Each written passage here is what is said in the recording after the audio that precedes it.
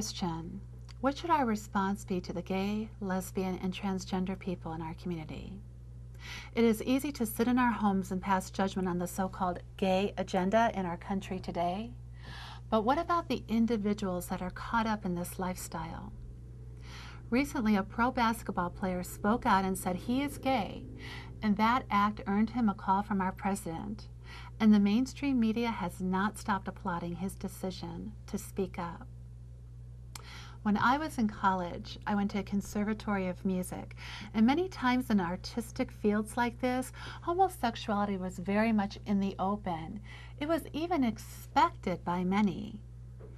Over the years, I have had many gay friends, and I can tell you that their path to homosexual lifestyle was not a joyous and wonderful time of coming to terms with who they are as homosexuals, as many in society would have us believe. It was a heart-wrenching process for them, and many will tell you that they also felt a great deal of shame, at least in the beginning, at what they felt was true about themselves. I have a very dear friend who has struggled since childhood with his homosexual tendencies. Since he was also raised in a Christian home, the struggle was even more intense.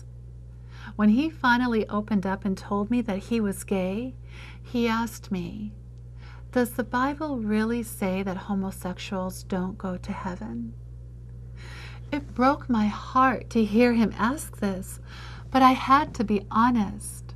I pulled out my Bible and I shared with him just one of the many verses where the Word of God says just that. We cried on the phone together, and I cried a year later when he told me he was HIV positive. I love my friend. My heart aches for him, but as a Christian, I know his lifestyle does not honor God. So what should my response be to the gay people in our society? A very prominent Christian psychologist said once, he does not believe people who are gay choose that lifestyle for themselves. My gay friend did not wake up one morning and say, "Hey, I think I'll be gay." No, he struggled for years with his feelings until he finally gave in to them. Other sexual sins are usually very bad choices people make.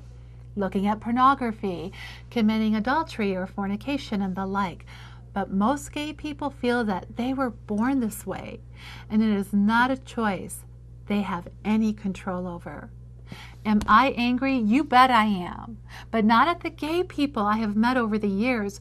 Rather, I am angry with the enemy of God, Satan himself, who lies to people about the way God made them. God would not create people to be gay and then tell them they can't get into heaven. I would never worship a God like that. Never. I even get mad at some of my Christian friends sometimes who talk about gay people like they're a bunch of little devils running around seeking to destroy the earth. They're just people. People caught up in a lie. I told my friend that, though I do not condone homosexuality, I totally condone him. And that I love him unconditionally, and I would always be there for him, and that I would pray for him every day. We both cried. It was a difficult conversation to have. Our response to homosexuality should be the same as Jesus, who ate with prostitutes and thieves. He always told them the truth. Be honest with your gay friends. Tell them the truth in kindness. It is the one thing Jesus said would set us free. And above all, show them crazy love. Of one thing I am sure, the love of Jesus can and will penetrate the lives of the enemy.